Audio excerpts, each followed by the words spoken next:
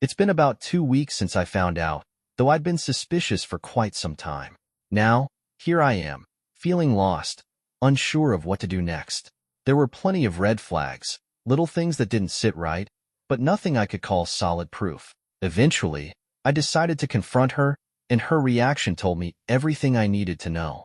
She flew into a rage, yelling at me, demanding to know how I could accuse her of such a thing, swearing up and down that she'd never cheat. But the way she acted, it only confirmed my worst fears. I searched through her phone and computer, hoping to find something, anything, that would back up my gut feeling. But there was nothing. So, I took it a step further. I bought a few small cameras and set them up around the house. Then, that weekend, I left town to visit some friends. A little background. I grew up in Minnesota, close to the Canadian border. I met Elise in Canada when I was 20, and she was 21. She already had a 3-year-old son when we met, but that didn't matter to me. We hit it off instantly, and for the past 11 years, I've been that boy's dad in every way that counts. I love him as if he were my own. Elise and I have been married for 6 years. Not that it means much now. Long story short, I came home earlier than planned, knowing she wouldn't be there, and checked the footage. And there she was, right in our home, sleeping with another man. I recognized him immediately. Garrett, a colleague of hers. We were friendly with him and his wife. I never imagined he'd be the one. People talk about seeing red, but I always thought it was just a figure of speech. Turns out, it's real. I've never felt anger like that before. Normally, I'm a laid-back guy. I don't lose my temper easily. But in that moment, I completely lost control. I started punching the walls, kicking the bedroom door so hard it came off its hinges and shattered the glass coffee table in the living room. I must have bitten my cheek when I screamed, because I only realized later that I had sprayed blood across the wall and floor. At some point, I hit my head hard enough to snap myself out of it. When I finally looked around at the destruction, I knew I had to leave before Elise walked in. If she had come home at that moment, well, best case scenario, I'd be in jail for domestic violence. Worst case? Murder. I threw some essentials into a suitcase, along with my work laptop. I do simulation and modeling, and my computer is custom-built. I can't work without it. Before leaving, I sent the video to Garrett's wife, along with a simple message. Your husband is cheating with my wife. Then, just outside our apartment complex, I ran into my son, Elliot. I hugged him tight and told him I would always love him, no matter what. And then, without thinking, I blurted it out, that his mom had cheated on me, and I had to go. I regret saying that. He shouldn't have been burdened with it. But at that moment, I wasn't myself. I tried crossing into Canada to stay with my family, but COVID restrictions stopped me at the border. So now, I'm holed up in a cheap Airbnb, barely functioning. I go through the motions at work, but I feel like a zombie. I haven't spoken to Elise at all. The only person I respond to is Elliot. He's been asking questions, and I've answered as honestly as I can. At least, as much as I think he can handle. I told him I don't know what's going to happen next, aside from the fact that a divorce is inevitable. Elise has flooded my phone with messages, along with her family. I haven't replied to any of them. Only my parents know what's going on from my side, and I have no desire to tell anyone else. Our friends? They're her friends too. I don't have much support right now, and the truth is, I'm afraid. If I see Elise or talk to her, I might lose it again and do something I can't take back. The worst part is Elliot. I don't want to lose him, but I have no clue where to even start. The rage inside me hasn't faded, and I have no idea how to move past it. At some point, I'll have to respond to Elise, but I can't trust myself to be rational yet. Right now, I just needed to put this out there, hoping it might help. So far, it hasn't made a damn bit of difference. Update 1. I'm doing a little better now. A couple of days ago, I checked out a cage fighting gym. Let me be clear, I have zero experience in fighting. I'm not in great shape, and the few times I've gotten into fights in the past, I got my ass handed to me. But I told the guys at the gym my situation, and they were surprisingly supportive. They didn't even flinch. First, they made me work out for 2 straight hours. When that didn't burn off my anger, they threw me into the ring with one of their experienced fighters. To say he took it easy on me would be an understatement. Even though I was giving it everything I had, I could tell I wasn't even making him break a sweat. He let me hit him, but he blocked almost everything without even trying. And on the rare occasion I landed a decent punch or kick, he effortlessly smacked me back. Since I had no clue what I was doing, his gentle hits sent me flying. But here's the thing, he was careful. Every time he struck me, he'd pause and ask if I was okay. He even apologized a few times, as if he was the one being unfair. Imagine that. A fighter apologizing for doing what he's supposed to do. It was obvious. He never saw me as a real opponent, and honestly, I doubt he ever will.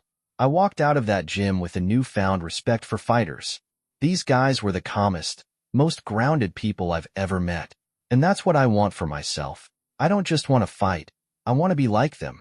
That session helped more than I expected. The burning rage inside me has cooled down. I'm still angry, but it's manageable now.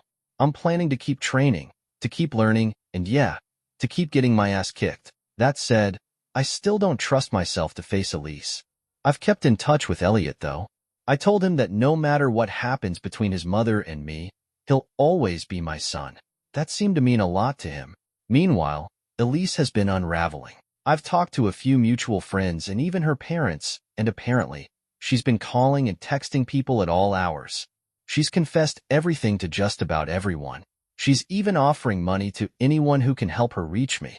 I was considering only communicating with her through a lawyer, but I can't afford that right now. Instead, I asked my cousin to act as a go-between. I gave her a list of questions to ask Elise, and we'll see where that leads. I also plan to contact Garrett's wife soon. Some people have suggested that I tell Elise I'd consider reconciliation if she lets me adopt Elliot, but I won't do that. Elliot is not a bargaining chip. If he ever asks me to adopt him, and I'm sure it's what he truly wants, then I'd do it in a heartbeat. But I will never use him as leverage. Right now, I'm just trying to figure out my next steps. And when it comes to Elliot, I want to make sure that whatever decisions are made, he isn't being influenced or pressured by anyone. This has to be about what's best for him. I think I'll get through this. I've received a lot of solid advice here, and for the first time in a while, I feel like I have a plan, something to hold on to as I move forward. Update 2. Sorry for going silent. Things have been chaotic since my last update, and I've barely had time to think.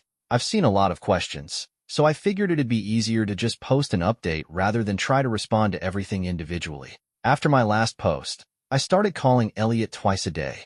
Every time, he'd tell me everything was fine, but I guess it really wasn't. I had been so focused on getting myself under control, trying to manage my own anger and emotions, that I didn't see what was happening on his end.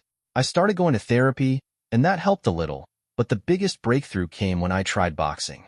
The first gym I walked into was pretty run down, the kind of place you'd expect to smell like sweat and old leather. But the guys there had this bond, this camaraderie, and I wanted in. Desperately. They told me I'd have to talk to the old man who owned the place. Apparently, he was the one who decided who could join and who couldn't.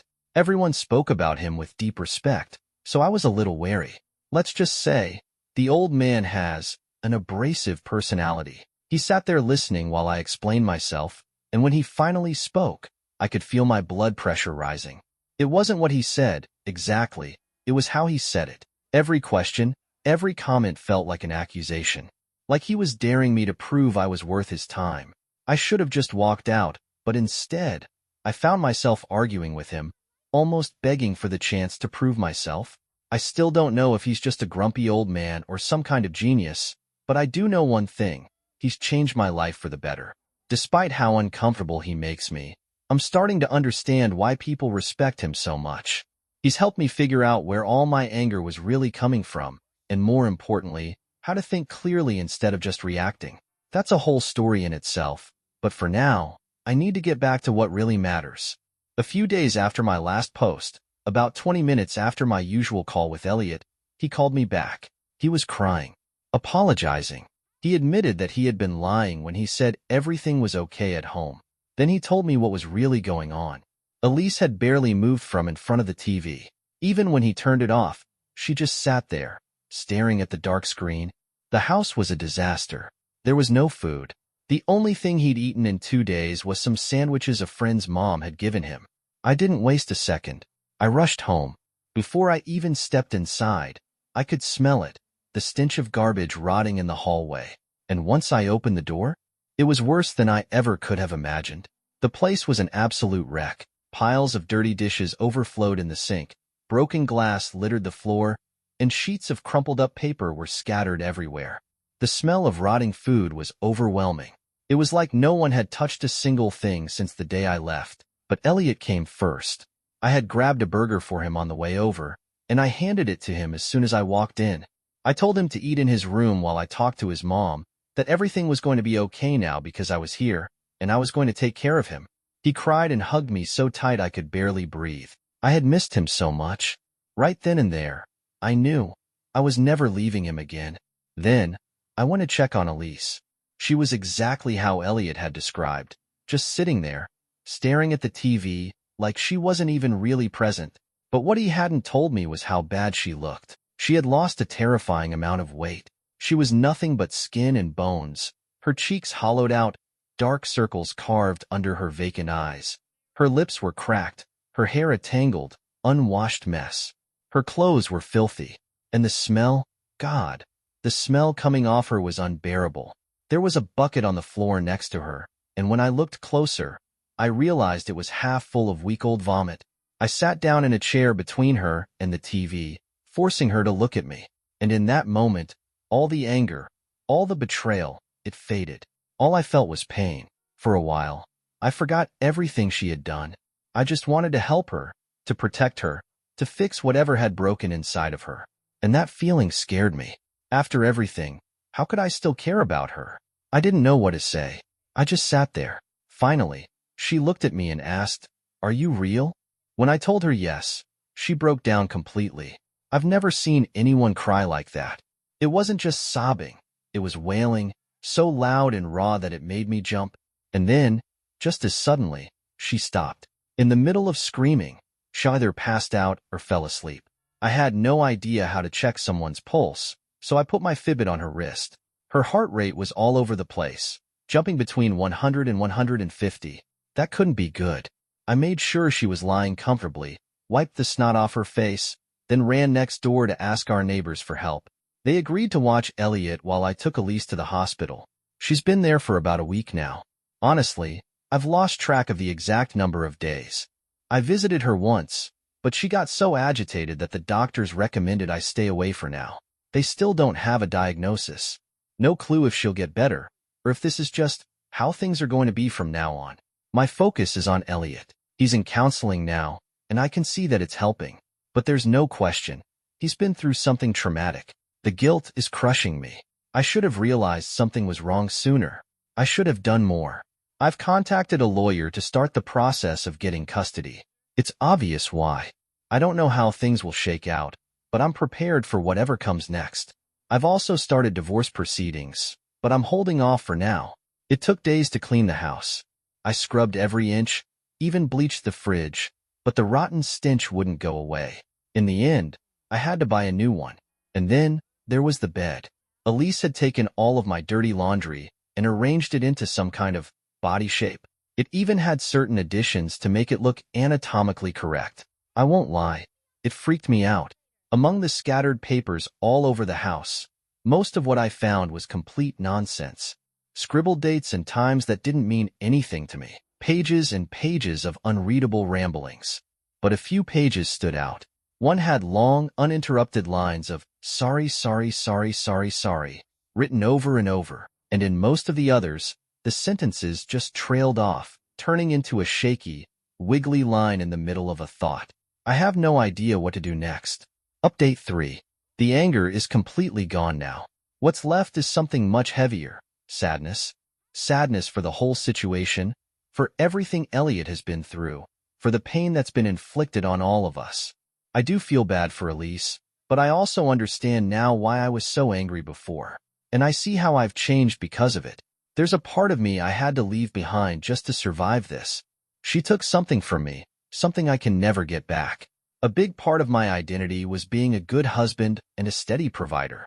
I built my life around that, and when she had the affair, it shattered that version of me. Holding on to it was too painful, so I let it go. I don't know if I can ever forgive that. It's too soon to say where any of this will end up. Right now, every path is still open. I'm still hurting, still trying to make sense of everything, and the only thing I can do is focus on rebuilding my self-esteem, my self-image, my life. If Elise recovers from this, I'll sit down with her. I'll listen to what she has to say, and then I'll decide where I go from there. But right now, my priority is Elliot. He's the only thing that truly matters. I know this isn't some dramatic story with an epic confrontation or a masterfully planned revenge. It's not some grand, principled stand. I'm just exhausted, sad, lost. What seemed so black and white before I came back has now blurred into shades of gray. I thought I knew exactly what to do, but now, I don't see a clear way forward. Update 4. I have some questions, and maybe you can help me see things from different angles. If your only advice is just divorce her, save it. I already know that, in the end, this is my decision to make. Whatever happens, I'll do what's right for me and my family, whatever that turns out to be. I haven't been sleeping much, and my mind is all over the place, so if I ramble a bit, bear with me. I really do appreciate all the different perspectives. It helps me process things.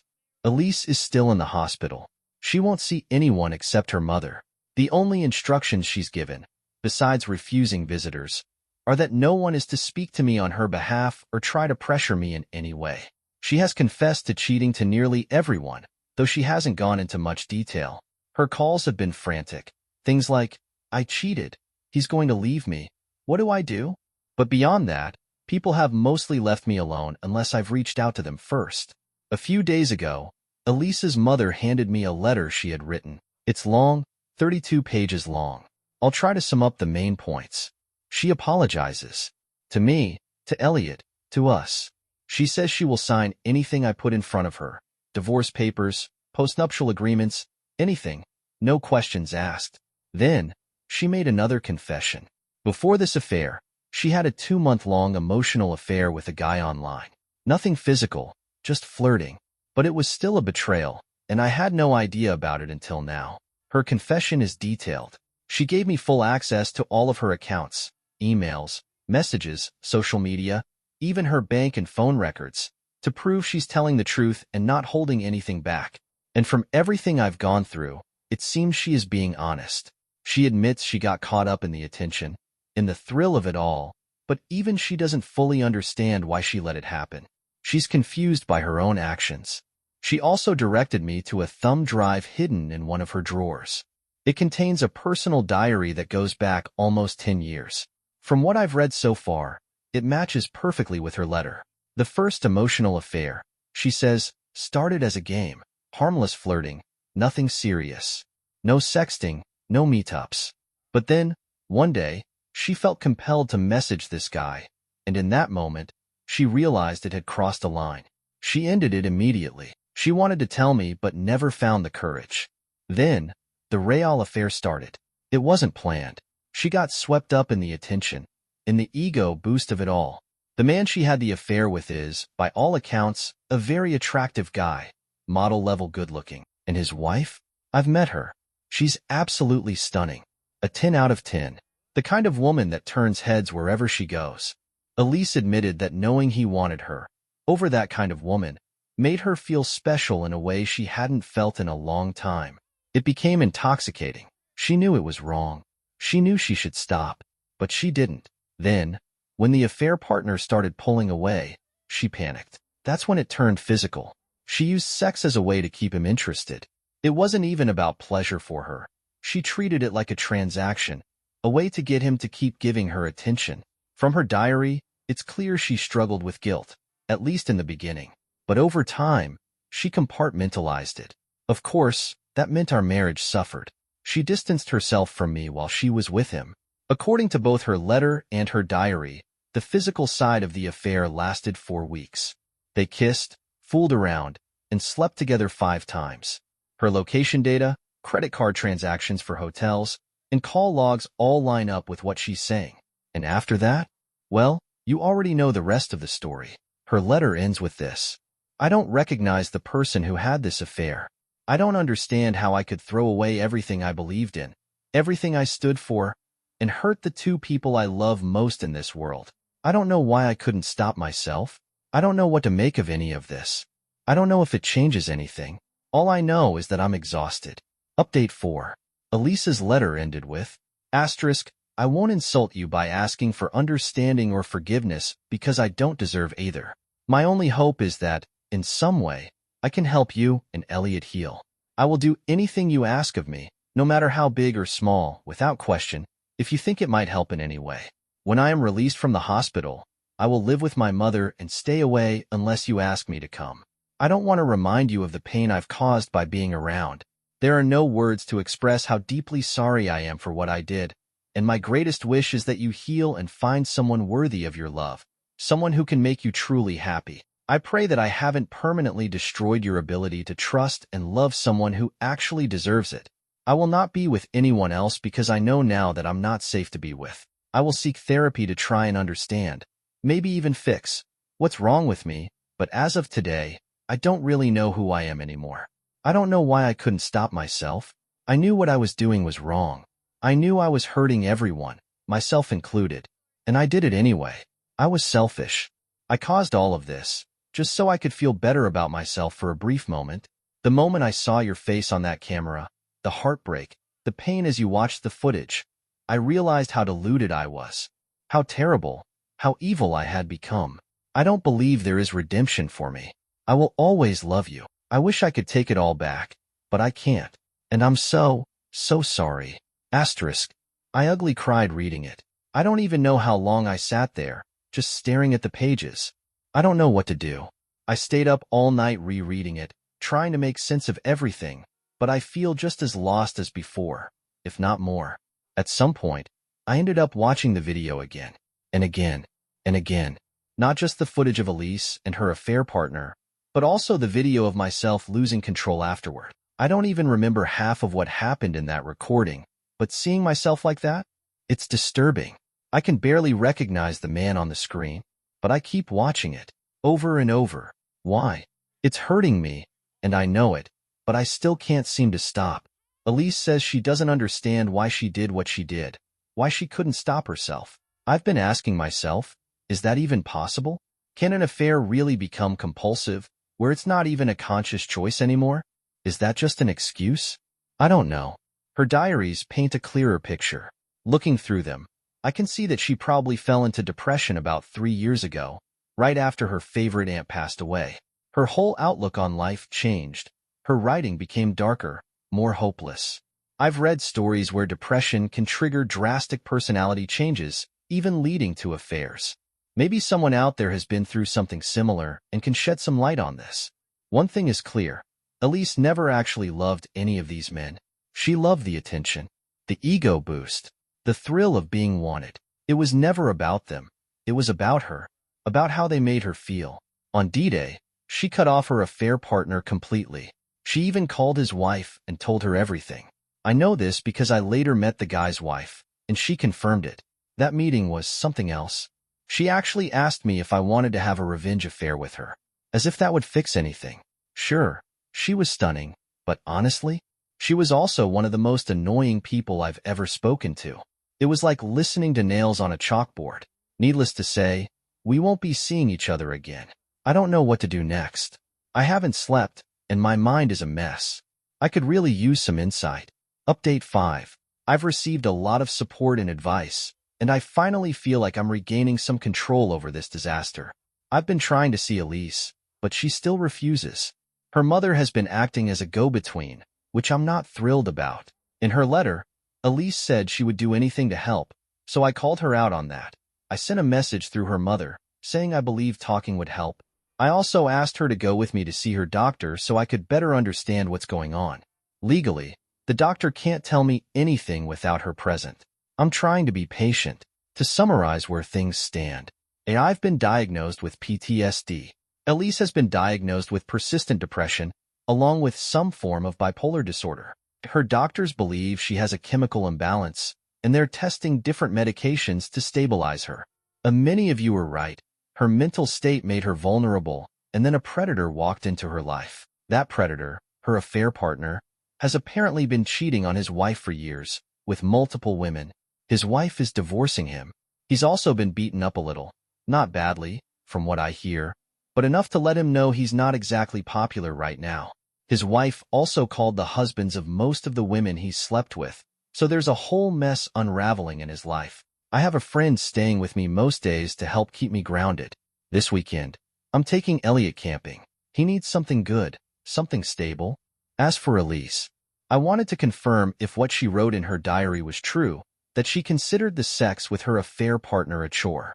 Watching her facial expressions in the footage, her detached body language, it does seem like she was just waiting for it to be over.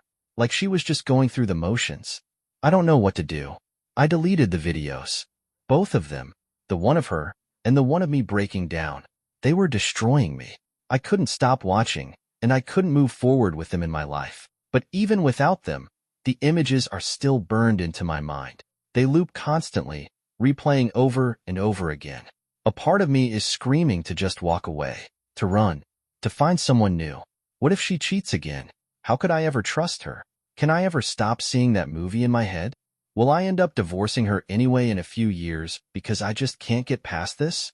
I don't have answers, but I do know that divorcing her now means losing my daily life with Elliot, and I can't do that. Not yet. He needs me, more than ever. After everything, he's terrified of being abandoned, and honestly, I don't blame him. If I leave Elise now, it might break him completely, and that's something I won't let happen. Final update. If I can leave Elise in the state she's in now, then what's stopping me from leaving Elliot too? That's how he would see it. And I can't do that to him. The two of us have started going to the boxing gym together, and it's brought us closer than ever. Being there for my son has become my anchor, giving me strength and motivation to face this whole mess with an open mind. Right now, he's leaning on me heavily, and even if I do decide to divorce Elise, I don't think I could go through with it anytime soon. He begged me not to leave him again. The 2 weeks I was gone traumatized him, and I refused to put him through that again. There's no telling how long it'll take for Elise to stabilize enough to be a good parent to him again. If I walk away now, maybe she never fully recovers. Maybe Elliot ends up losing his mother for good. And even if I divorce her, the pain will still be there. The scars won't disappear. I'll carry them into any future relationship, and that baggage alone might doom them before they even begin. Wouldn't it make more sense to heal where I am, with someone who at least understands what I'm going through? If I leave her, what exactly is waiting for me out there? Most single women my age are either divorced for solid reasons or desperate to have kids, willing to latch on to just about anyone to make that happen. It's hard to imagine building something real under those circumstances. It feels like a setup for a string of failed relationships where both people are trying to force something that was never meant to last. Random dating and casual hookups? That's not me. And even if I did try to find someone new, how long would it take to reach the level of understanding I already have with Elise? She's the only person I've ever truly felt got me. It took years to build that. Could I ever find that again? How long would it take? There are no guarantees. There's also no guarantee a new partner wouldn't cheat. Ironically, Elise might actually be less likely to cheat again than someone new. She's seen what she destroyed. She's lived through the consequences. Could she really go down that road a second time? And then there's Elliot. He needs his mother, but she has to heal before she can step back into that role. Would she recover faster if I left her? Or would she have a better chance if we tried to work through this together? I have no idea, and it's driving me insane. How do I know she's even safe to be around Elliot if I'm not there? When it comes to my own healing, would I be better off alone or with her? Everything I've read suggests that people who jump straight to divorce don't always heal well. It seems like the best outcomes happen when the cheating spouse is actively involved in the healing process for years. But do I even believe Elise is capable of that right now? I honestly don't know. So here I am, stuck, a million questions in my head, and not a single answer. I keep swinging between two extremes, reconciliation or divorce, and everything in between. The truth is, I still love Elise, as much as I don't want to. The prideful part of me wants to hate her, wants to erase every ounce of love I have for her, and move on like she never meant anything to me. But I can't lie to myself. I love her deeply, and even though, in the beginning, I fantasized about her suffering the same way I did, that feeling is gone. I don't want to hurt her. I don't want to hurt anyone. It wouldn't help me. It wouldn't change anything. Either way, I see a long, painful road ahead. I just hope I have the strength to make it through, and to be patient enough to make the right choices, for myself and for my son. The only thing I have decided is that if I do consider reconciliation, it won't be handed to her on a silver platter. I will need to see real effort. I won't even consider it until I know, without a doubt, that we are both fully committed to making it work. And even if I do choose that path, she'll be on probation. I don't want to be that kind of person, the one constantly watching, doubting, questioning. But what choice do I have if trust is already broken? No matter what happens, we're going to need a lot of therapy. Maybe she doesn't even want reconciliation. Maybe she's already given up. I don't know. And not being able to talk to her about any of this is starting to eat me alive. If anyone has advice on how to even begin these conversations, I'm all ears. Once again, thank you all.